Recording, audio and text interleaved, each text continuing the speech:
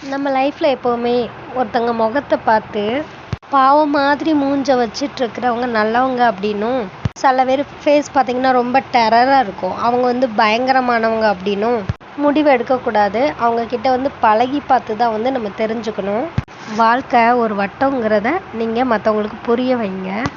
எந்த உறவு உங்களை கேவலமாக அவமானப்படுத்தி உங்களோட மதிப்பு மரியாதை எல்லாத்தையுமே லைஃப்பில் இழக்க வச்சதோ, அந்த உறவே உங்களை தேடி வர்ற அளவுக்கு உங்களோட லைஃப்பில் நீங்கள் ஜெயிச்சு ஒரு உயர்ந்த இடத்துக்கு போய் நிற்கிற வழியை பார்த்தீங்க அப்படின்னா, அவங்களா உங்களை கண்டிப்பாக ஒரு நாள் தேடி வருவாங்க. அதே மாதிரி மனுஷங்க எல்லாருமே பார்த்திங்கன்னா இன்றைக்கி இருக்கிற மாதிரியே நாளைக்கு இருக்க மாட்டாங்க.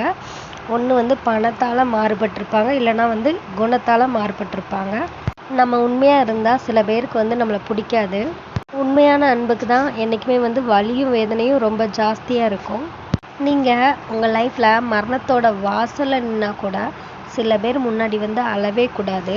சில பேருக்கு இங்கே தேவை என்னென்னா, நம்ம அந்த மரண வாசலில் நிற்கும்போது நம்ம ஃபீல் பண்ணுறோம் பார்த்தீங்களா, அதை விட நம்மளை அழுக வச்சு பார்க்கணும் அப்படின்றது தான் நிறையா பேரோட தாட்டாகவே இருக்குது.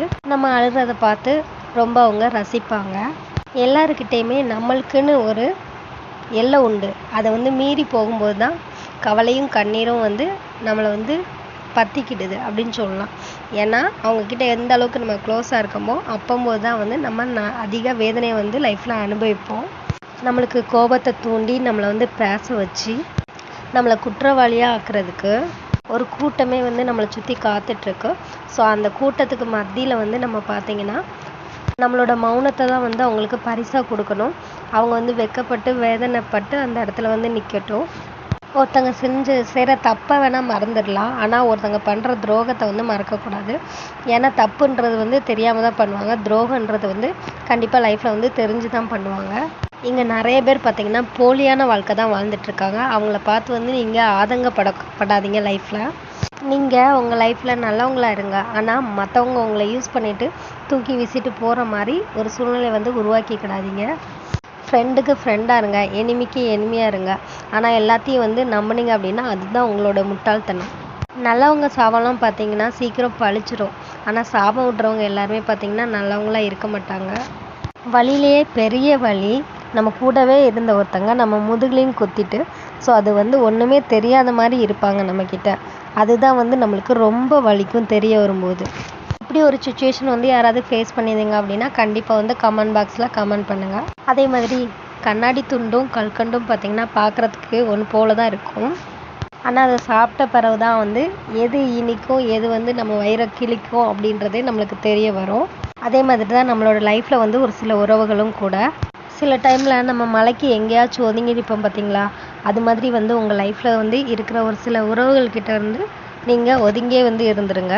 ஏக்கங்களையும் ஏமாற்றங்களையும் சுமக்கிற மனங்களுக்கு தான் தெரியும் ஏமாற்றத்தோட வலி எந்த அளவுக்கு இருக்கும் அப்படின்றது.